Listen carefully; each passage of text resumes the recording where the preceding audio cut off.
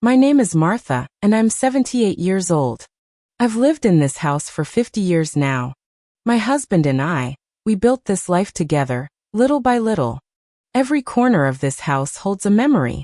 The floor lamp in the living room, he gave me that on our wedding day. The cutting board in the kitchen, we've used that for over 30 years. I'm still strong, you know. I wake up at 6:30 every morning, make myself a cup of coffee, and go out to the backyard to tend to my little garden. My roses and hydrangeas, I planted them all myself. They bloom beautifully every summer, filling the whole yard with their scent. My neighbors all say my garden is the prettiest on the block. Since retiring, my life has been pretty peaceful. No mortgage, no car payments. My pension arrives on time every month, and I'm living a good life. I love cooking for myself. Sometimes I go to the community center to dance with my friends from the senior dance class, or I go to church on Sundays. Everyone says I have great energy, that I don't look almost 80. I've always thought that as long as you're healthy, have a little money saved up, and live in a house you love, that's true happiness in your later years. But something strange started happening a few months ago. My only son David and my daughter-in-law Sarah suddenly became exceptionally filial. It sounds like a good thing, right? But if you knew what they were like before, you'd understand why I've been feeling so uneasy. In the past, David would only come over on holidays or when his car broke down, and he needed me to lend him money for repairs. And Sarah, well, she treated me like her personal ATM. The phone would ring, and it was almost always a request for money to buy some designer handbag or pay off a maxed-out credit card. It was always the same line. Mom, we're a little tight on money right now. Could you lend us some for a bit? I'd tell them my retirement money was for my retirement, not for bailing them out. They'd leave looking grumpy, and then I wouldn't hear from them for a month or two. My retirement savings came from my husband's life insurance and my own savings after he passed away. I've been careful with every penny. I promised myself I wouldn't touch that money no matter what.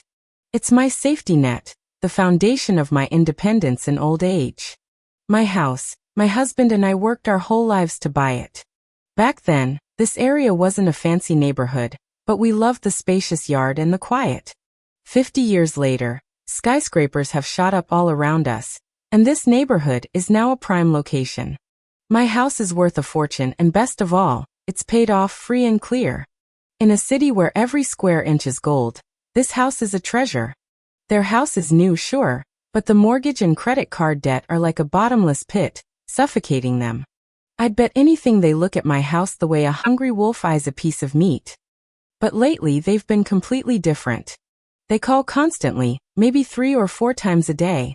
And they never show up empty-handed. They bring organic vegetables, high-calcium milk, and all these strange supplements for brain function, bone health, even anti-aging. Sarah especially likes to buy me soft cashmere sweaters, saying she's worried I'll get cold. I've always been a simple woman. As long as the clothes are comfortable, I'm fine. I don't need all these fancy things. But she always gives them to me with a beaming smile and says, "Mom, you're getting older. You need to stay warm. It's just a little something from your children." Her tone and expression were so convincing. She could win an Oscar for that performance. I'd say thank you, but I was so confused. They'd never been so generous before.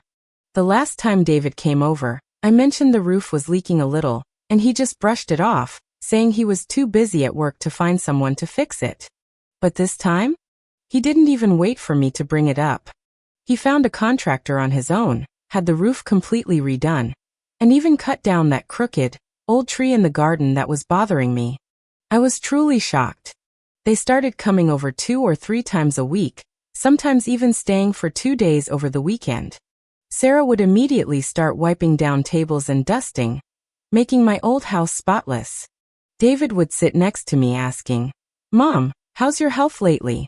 Are you sleeping well? Is anything bothering you?"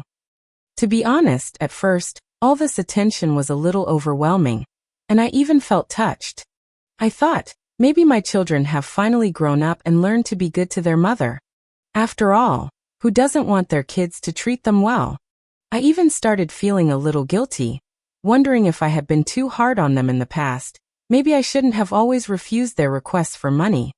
But even with all that affection, a tiny alarm bell was ringing in my head.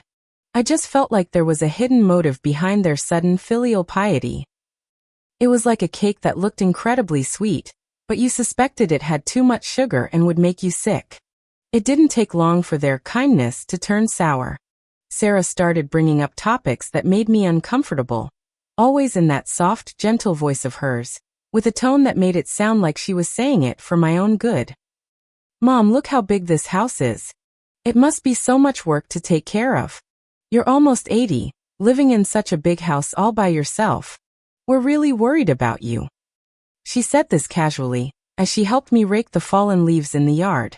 She even pretended to complain that the house was so big it made her back ache, but I caught a flicker of triumph in her eyes. Right away, I knew something wasn't right. I said, "What's the big deal? I'm healthy. Taking care of my garden and my house, it's what I love to do. I cherish this self-sufficient life.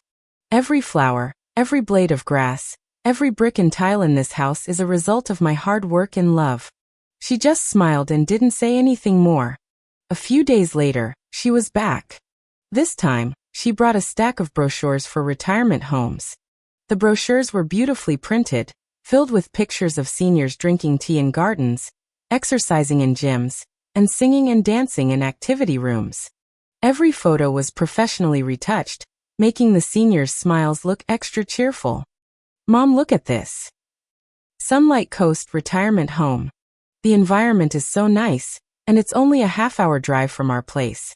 They have professional nurses there 24 hours a day, a gym, a library, and card rooms. They have all sorts of activities every day. If you go there, you won't have to worry about a thing. Someone will take care of the cooking, cleaning, and laundry for you. You can just relax and enjoy life." Sarah spread the brochures out in front of me, pointing at the photos, her voice full of temptation.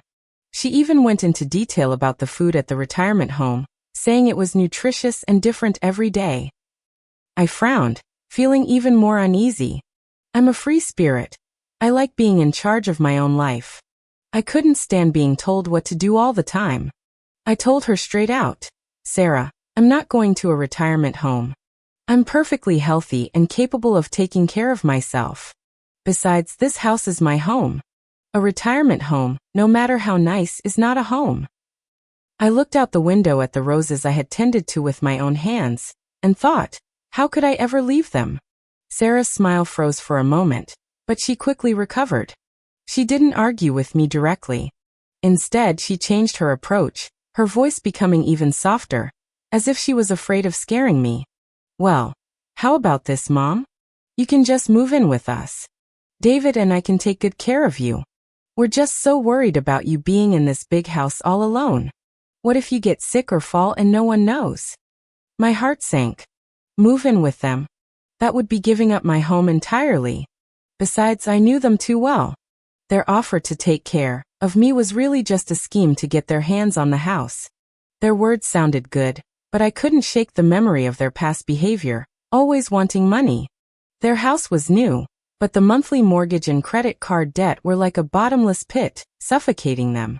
They're both big spenders and have no habit of saving money. I'd bet anything they look at my house the way a hungry wolf eyes a piece of meat. I just smiled and said, "You two are so busy with work.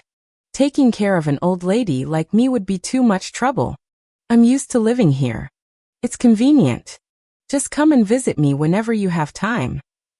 As I said this, I looked her straight in the eye, trying to see if she would reveal her true intentions. She just gave an awkward laugh and didn't press the issue. And so every act of filial piety was followed by a little test. They'd talk about how much they cared about me, but their eyes would always unconsciously glance toward my property deed. It was the same look they used to give my bank book when they asked to borrow money. I started feeling a strange pressure, like I was caught in a sweet trap, having to be careful with every step. One afternoon, Sarah came over again. She tidied up the kitchen, and then said she needed to use the restroom.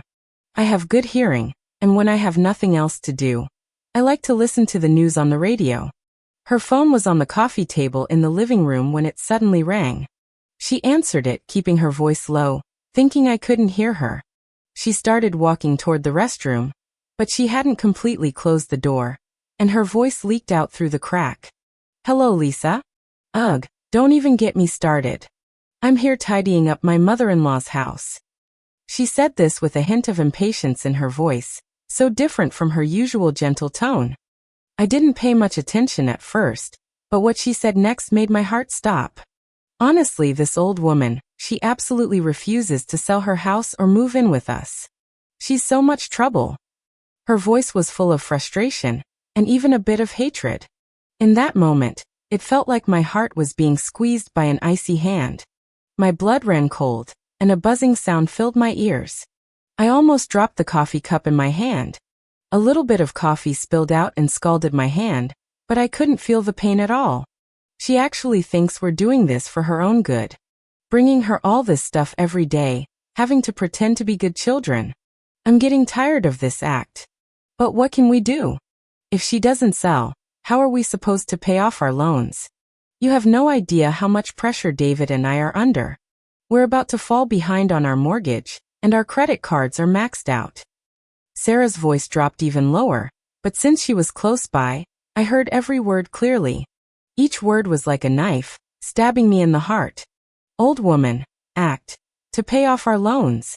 All their months of filial piety and concern had been nothing but a carefully planned deception. A ringing sound filled my head. The supplements they had brought, their sweet talk, their forced smiles. In an instant, they all turned into the most disgusting lies. I looked at the new furniture they had bought for my living room, and felt a wave of nausea. They weren't caring for me. They were sizing up my house, calculating how to turn it into their own money. My son, my own flesh and blood, was conspiring with his wife to deceive his own mother for money. My heart was shattered. I raised him for decades, sent him to school, and arranged his wedding. Is this how he was repaying me? I clenched my fists so tight my nails dug into my palms. A huge wave of anger rose up from the depths of my soul, like a volcano about to erupt. I took a deep breath over and over, telling myself, "Martha, calm down, calm down." Now was not the time to explode. I couldn't let them know I had heard anything, or they might drop the pretense even sooner. Sarah came out of the restroom, her face once again plastered with that fake smile.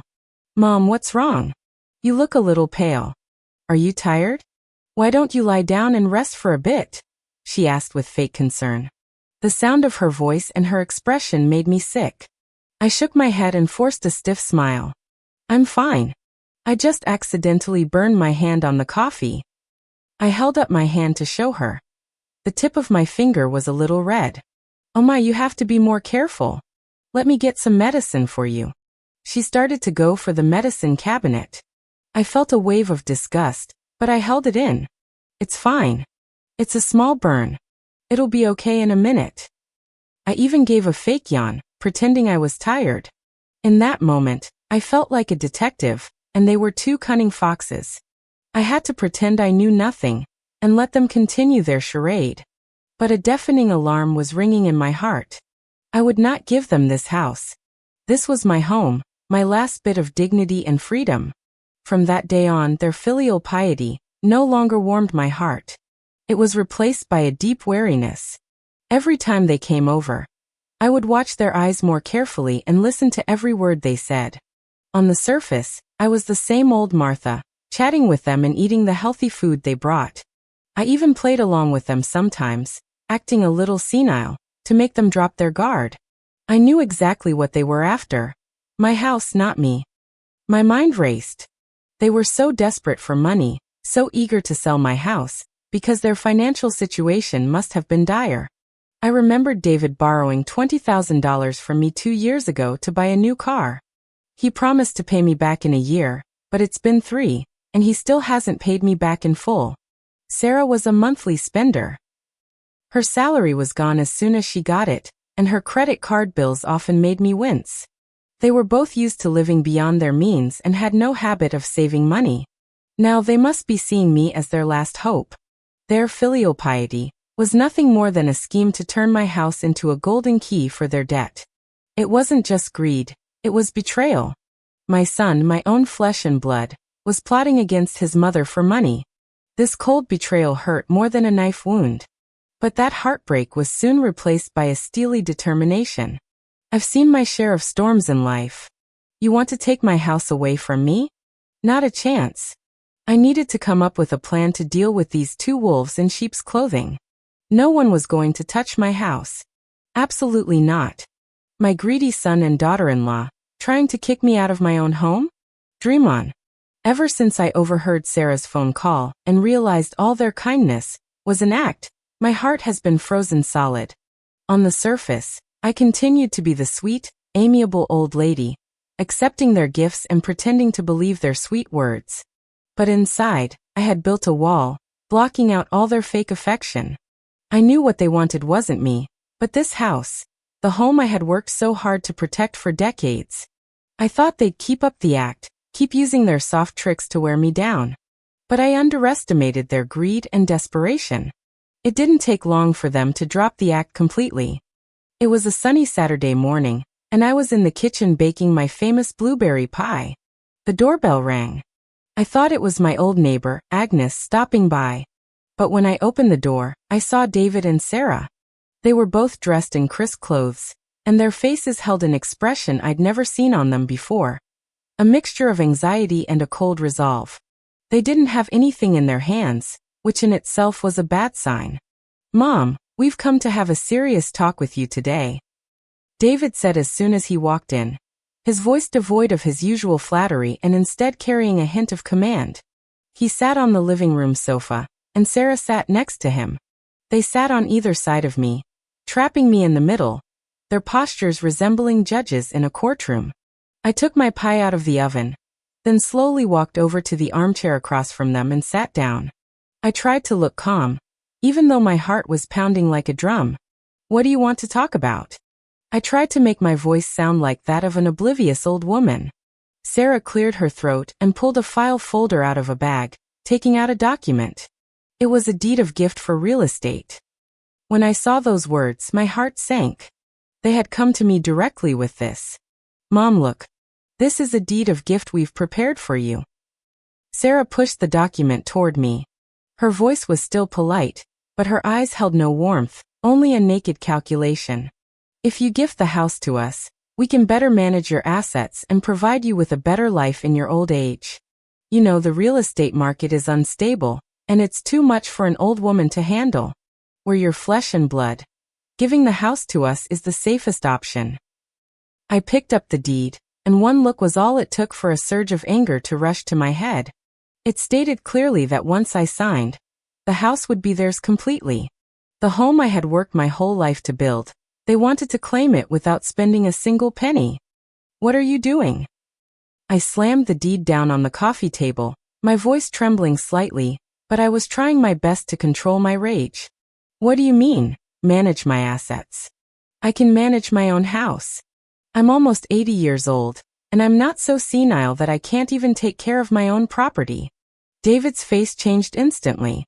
He dropped the act of a dutiful son, and his voice became harsh. "Mom, don't be unreasonable. We're doing this for your own good. You're living in this big house alone. What if you fall or get sick? Who will know? If we sell the house and take the money, we can hire the best caregiver for you and get you into the best retirement home. It's much better than you living here alone." "That's right, Mom, just sign it." Sarah chimed in, her voice tinged with impatience.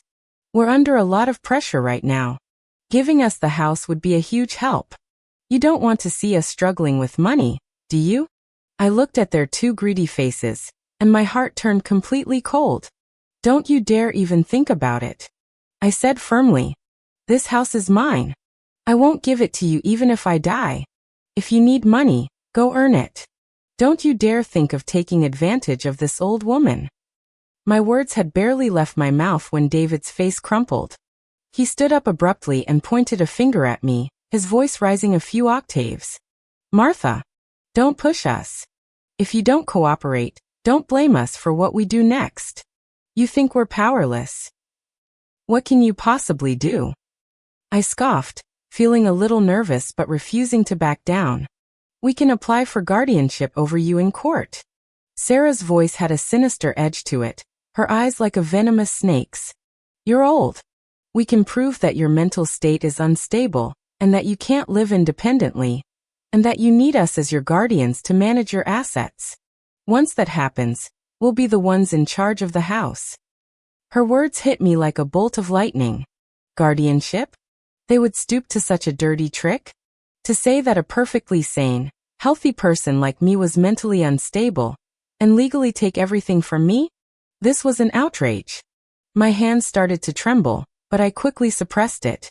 The anger, a rage I'd never felt before, rushed from my toes to the top of my head. This wasn't just simple greed anymore. This was outright fraud and malice. You wouldn't dare. I stood up abruptly, holding my head higher than theirs, and looked them straight in the eye. My health is perfectly fine, and my mind is as clear as day. If you dare try such a despicable trick, I will fight you with everything I have and ruin your reputations. My fierce tone startled them, and for a moment, they said nothing. But in their eyes, I saw a deeper resentment and determination. I knew they wouldn't give up. From that day on, the atmosphere in the house was tense. They no longer pretended to be filial, but instead started coming over frequently for inspections. David would deliberately pick up my pill bottles and ask if I was taking my medicine on time. Sarah would secretly go through my trash can to see if I was throwing things away randomly. They even sneaked in when I wasn't home. I didn't have any direct proof, but I could tell something was off. For instance, the papers in my desk drawer would be in a slightly different position. What I found most unbearable was that Sarah started spreading rumors about me to the neighbors. I've always enjoyed chatting and greeting my neighbors. But lately, I noticed they were looking at me in a strange way, with sympathy, confusion, and a hint of distance. One day, my old friend Agnes came over and, with some hesitation, asked me, "Martha, are you feeling unwell lately? Sarah said you've been forgetful, and that you can't even remember where you put your keys." When I heard that, I was furious. I've never been forgetful. My keys are always hanging by the door. Sarah, that vicious woman, was trying to slander me behind my back. She was trying to isolate me, to make everyone think I was senile, so they could do what they wanted. That day, I was watering the flowers in the backyard when the doorbell rang. I walked over and opened the door, only to see Sarah standing there with a man I didn't recognize. The man was in a suit and tie, holding a briefcase, with a professional smile on his face. "Mom, this is Mr. Johnson. He's a real estate agent we hired," Sarah said to me with a smug smile, as if she had already won. "He's here today to appraise the value of the house so we can better plan your retirement." When I heard that, my mind went blank with rage. All my composure was gone. I looked at the man, then at Sarah's phony face, and I couldn't take it anymore. "Get out." I pointed at the real estate agent, my voice trembling with anger but still firm. "My house doesn't need to be appraised by you. Who let you in?" Mr. Johnson was clearly startled by my reaction. He looked awkwardly at Sarah. "Mom, what are you doing?" Sarah's face changed. She didn't expect me to react so strongly. "We're doing this for your own good. Why are you being so unreasonable?" "You're the ones who are unreasonable," I shouted, my voice so loud it echoed through the living room. "Sarah and you, David. This is my home. No one is allowed to come in without my permission. If you ever try this again, I'm calling the police. You will not get away with this." I pointed to the front door and shouted with all my might, "Now get out." Seeing my fury, Mr. Johnson quickly picked up his briefcase and scurried out. Sarah's face was a shade of green. She shot me a hateful look, then turned and left, muttering something about me being a stubborn old woman, and you'll get yours. Watching their flustered retreat, I collapsed onto the sofa, my heart still racing. I pressed my hand to my chest, and tears of frustration and hurt started to stream down my face. I had never imagined that my own son and daughter-in-law would treat me this way. The betrayal and heartbreak were more painful than any physical wound. But the tears only lasted for a moment. Crying wouldn't help. Crying would just make them think I was weak and easy to bully. I couldn't give up. I had to fight back. They wanted to push me to the brink. I wouldn't let them. From that day on, I was determined to fight for myself. I began to secretly plot my counterattack. First, evidence. They said my mental state was unstable, so I was going to prove my mind was sharp and clear. I went to an electronics store and bought a few very small recording devices that could be hidden in a flower pot or on a bookshelf. I secretly placed them in the living room and the study, the two places where they talked to me the most. Every time they came over, I would carefully turn on the recording devices to record every word they said to me, especially their threats and coercion. I believed these recordings would be my powerful weapon in the future. Then a diary. I had kept a diary when I was younger, but I stopped after I retired. Now I picked up my pen again and started writing down every detail of David and Sarah's visits. What they said, what they did, and how I felt. I also specifically noted my daily routine, what medicine I took, what activities I did, and even what news I watched and what books I read. I made a point to write about my own health assessment and my clear thought processes in my diary. I believed this diary would prove that I was an organized, sound-minded person. Besides the diary, I also started taking videos of myself with my smartphone. Every morning after I woke up, I would look at the camera and clearly state my plans for the day, such as going to the community center for dancing or to the supermarket for groceries. I would also film myself cooking and tending to my garden, and even chatting with my neighbors and friends. These videos were the most direct evidence that I was living independently and in good spirits, not at all like the forgetful and senile person they claimed I was. I made sure to film the videos clearly and record the audio well, so every detail could be seen and heard. I also made an appointment with my family doctor for a comprehensive physical and cognitive assessment. I told the doctor that I had been feeling some stress lately and wanted a full health check. The doctor gave me all kinds of tests, including memory tests and logical reasoning tests. I knew this professional medical report would be crucial when I fought back. I carefully stored all the evidence in a place that only I knew about. I even thought about how to get the evidence to a safe place if they ever tried to harm me. I knew that I couldn't lose this battle. I had to protect my house, my dignity, and my bottom line as a person and a mother. I looked out the window. My roses were blooming beautifully. They swayed in the wind, resilient and beautiful. Just like me, though I had weathered many storms, I would never be easily defeated. David and Sarah, you want to kick me out of my home? Dream on. I'm Martha, and I'm not that easy to fool. My greedy son and daughter-in-law, trying to kick me out of my own home? Dream on. After I kicked the real estate agent out, David and Sarah laid low for a while. I thought they would give up for now, especially since I had been so direct, and even threatened to call the police. But I underestimated their shamelessness and desperation. They didn't care about me, their elderly mother, and they certainly didn't take my threat seriously. They only had one thing on their minds: how to get my house as soon as possible.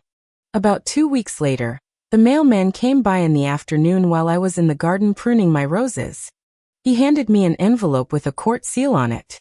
My heart sank, and a sense of dread washed over me. With a trembling hand, I opened the envelope and pulled out the document. Sure enough, it was a court summons. It said that David and Sarah had filed a petition for guardianship over me, claiming that I was mentally unstable and unable to manage my own affairs in life. When I saw those words, my vision went black for a moment. Guardianship. They had actually done it. They had the audacity to claim that a perfectly sane, conscious old woman was mentally ill, all to legally strip me of everything. This was outrageous. I saw that the summons also included a so-called psychological evaluation report, which listed symptoms I absolutely did not have, things like memory loss, impaired judgment, and unusual behavior. I could tell at a glance that the report was fake. The descriptions were nothing like me. My hands were shaking with anger, and tears almost fell from my eyes. This wasn't just a scam, it was an insult, a desecration of my dignity. But I quickly held back my tears. What good would crying do? Crying would only make them think I was weak, and let them get away with even more. I had to stay calm and fight back. I wasn't some helpless old lady. I clutched the summons tightly, my mind racing. Hadn't I already anticipated their dirty tricks? Hadn't I already started collecting evidence? Now was the time to use it. I immediately thought of my old friend Irene. Irene was a lawyer who used to work at the Community Legal Aid Center, helping many poor people with their cases. Even though she was retired, she had a lot of connections and a wealth of experience. I picked up the phone, my hand still shaking a little, and dialed Irene's number. The phone rang a few times before Irene's familiar and vibrant voice came on the line. "Hello, Martha. What's up? It's been a while since you called." I took a deep breath and tried to make my voice sound calm. "Irene, I'm in a bit of trouble, and I need your help." I told Irene everything, from David and Sarah's sudden filial piety, to me overhearing Sarah's phone call, them trying to get me to sign the deed of gift, and now this guardianship petition with the fake report. Irene listened intently on the other end, occasionally exclaiming, "What? They did that? That's terrible." When I was finished, Irene was silent for a moment. Then her voice became serious. "Martha, you did the right thing. The evidence you collected is very important. Don't worry, I'll help you with this all the way. Even though I'm retired and can't go to court myself, I know an excellent lawyer who specializes in inheritance and elder law cases. He's very experienced and an honest man. I'll call him for you right away." Hearing Irene's words felt like a huge weight had been lifted from my shoulders. With her help, I no longer felt like I was fighting this battle alone. Irene was true to her word. That same afternoon, she called me back to tell me she had spoken to the lawyer and made an appointment for me to meet him the next morning. The next day, I arrived at the law office on time. The lawyer's name was James. He looked to be in his 50s, with a pair of gold-rimmed glasses and a sharp, determined gaze. He listened carefully as I told him the whole story, then he meticulously examined all the evidence I had brought. My diary, the recordings of David and Sarah's conversations, the videos I had taken of my daily life, and the most recent health report from my family doctor. As he looked through everything, James nodded repeatedly. "Mrs. Martha, you've done a fantastic job. This evidence is very powerful, especially your diary and these videos. They prove that your mind is sharp and that you are perfectly capable of living independently, which completely contradicts their claims of mental instability. We can use this evidence to refute that fake psychological evaluation report." He told me the next crucial step was to contact my family doctor and ask him to testify in court. My family doctor, Dr. Johnson, had been treating us since my husband was alive, and he knew my health inside and out. James called Dr. Johnson personally and explained the situation. Dr. Johnson was furious when he heard about it, and immediately agreed to testify that I was perfectly sane and in good health. Besides the legal preparation, James also suggested I rally some friends and community members who knew my situation to testify for me. He said that in court it's not just about evidence, public opinion and social connections also matter. When I heard this, I thought it was a brilliant idea. I first thought of the ladies from my senior dance class. We danced together every week and shared our lives, so they knew me best. I called them one by one and told them what had happened. My friends were all outraged and immediately offered their support. My old friend, Janet, a no-nonsense woman, was the first to vow, "Martha, those ungrateful brats. We're all with you. We'll all go to court and testify for you. Let's see them call you senile then." I also contacted the pastor of our community church, Pastor Jackson. He's a very kind man, and since I go to church every week, he knows me well. He was shocked and heartbroken when he heard my story. He said, "Martha, God is on the side of justice. I will pray for you and testify for you in court, proving that you are a pious and clear-minded believer." My neighbors like Agnes and the old couple, the Toms, also came forward and said they were willing to testify for me. They saw me tending to my garden and going for walks every day, so they knew my lifestyle very well. Their support made me feel incredibly warm and strong. Soon the day of the hearing arrived. That morning, I put on my favorite dark blue dress, styled my hair, and wore the pearl necklace my husband had left me. I looked at myself in the mirror.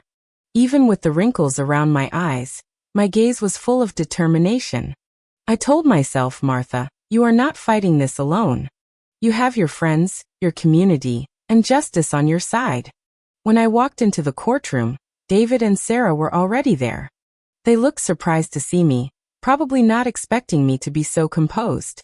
Their lawyer, a smart-looking middle-aged man, just gave me a contemptuous smile.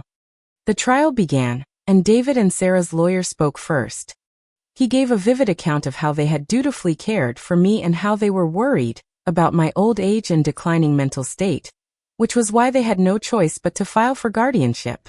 He then theatrically presented the fake psychological evaluation report, claiming it was from a professional institution, and proved that I was unfit to live independently. Listening to his deceitful words, I felt waves of disgust. Then it was James' turn to speak. He wasted no time and immediately presented our first key piece of evidence, the recording I had secretly made. The courtroom was filled with the sound of David and Sarah's malicious conversation. This old woman, she absolutely refuses to sell her house, she's so much trouble. And she actually thinks we're doing this for her own good. Bringing her all this stuff every day, having to pretend to be good children. I'm getting tired of this act. But what can we do? If she doesn't sell, how are we supposed to pay off our loans? When the recording played Sarah's voice admitting that she had someone get a fake report, the whole courtroom fell silent. Sarah's face went completely pale, and David couldn't stay seated. He stood up abruptly and started mumbling some incoherent protests. The judge's brows furrowed tightly, and he looked at David and Sarah with disdain. Next, James played the videos I had taken of my daily life. In the videos, I was full of energy, tending to my garden, clearly and fluently talking about my daily plans, and even dancing with vitality. These videos silently refuted all of their lies. The judge watched the videos and a look of approval appeared on his face. Then my family doctor, Dr. Johnson, testified. He held my real medical records and explained my physical condition and the results of my cognitive tests in detail. He exposed the flaws in the fake report, pointing out that the symptoms described in it were completely inconsistent with my actual condition, and that the report's format and professional terms had obvious errors. Dr. Johnson's words were like a sharp knife, completely tearing away David and Sarah's facade. What was even more devastating for David and Sarah was that my friends from the senior dance class, Pastor Jackson, and my old neighbors were all present in the courtroom. Even though they didn't speak, their presence was a powerful force. Their eyes were full of support for me and condemnation for David and Sarah. The atmosphere in the courtroom became heavy, and the judge's look toward David and Sarah had changed from disdain to disgust.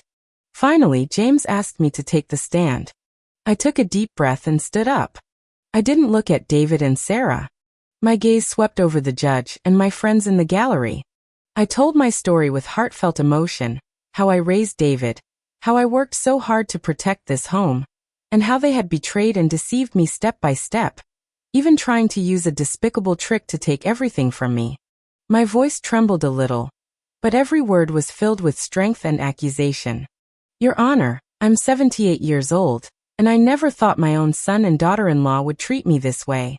They weren't doing it for my health or my happiness. They were doing it for my house, for their own greed. I ask you, Your Honor, to uphold my dignity and protect the rights of the elderly. As soon as I finished, a soft sobbing sound came from the gallery. I saw that my friends had tears in their eyes, and Pastor Jackson was nodding in silent approval. After listening to my statement, the judge picked up his gavel and struck it down heavily. His voice was loud and authoritative. This court finds that the petition for guardianship filed by David and Sarah lacks factual basis, and the so-called psychological evaluation report they submitted has been found to be fraudulent. The petitioners' actions are malicious, a severe violation of family ethics, and they have committed fraud and maliciously infringed upon the legal rights of an elderly person. He paused for a moment, his gaze sternly sweeping over David and Sarah, and then he announced, "This court dismisses David and Sarah's petition for guardianship. And regarding the petitioner's fraudulent behavior, this court recommends further investigation by the relevant authorities." The gavel came down again with a crisp sound. In that moment, I felt the heavy weight on my heart finally lift. I had won. I had truly won. David and Sarah's faces turned ashen. They had never expected this outcome. Their lawyer also looked dejected, clearly powerless against the judgment. After the court session ended, my friends all gathered around me, hugging me and congratulating me. For the first time, I felt I had so many people supporting me. The news of this matter quickly spread throughout the community. Although the media reports did not name them, the story of ungrateful children oppressing their elderly mother and forging evidence to steal her property quickly took root and sparked public outrage. People shared it on social media and talked about it in the community, condemning this immoral behavior. David and Sarah's carefully planned scheme ultimately became their greatest shame. And I, Martha, had finally reclaimed my innocence and dignity. My greedy son and daughter-in-law, trying to kick me out of my own home? Dream on. That final judgment in the courtroom was like a bolt of lightning, completely shattering David and Sarah's scheme. The judge dismissed their petition for guardianship and recommended an investigation into their fraudulent behavior. In that moment, I felt all my strength return, and the gloom in my heart was swept away. I had won. I had truly won. But the matter didn't end there. As James, my lawyer, had said, justice must not only be served in the courtroom but also in the public eye. Although the local media didn't directly name David and Sarah in their reports, the story of ungrateful children oppressing their elderly mother and forging evidence to steal her property spread like wildfire throughout the community. After all, who doesn't have an elderly person in their family? Who wouldn't be outraged by such monstrous behavior? At first, it was just whispers among the neighbors, then anonymous posts on community forums. Later, some small newspapers and local TV stations also started following the story. While the details were kept vague, the core of the story was amplified. People shared it on social media and talked about it in coffee shops, all condemning this immoral behavior. David and Sarah's carefully planned scheme ultimately became their greatest shame. The first to be affected was David's job. He was a sales manager at a respectable company, getting by with his smooth talk and clever tricks. But after this scandal, the gossip at work was relentless.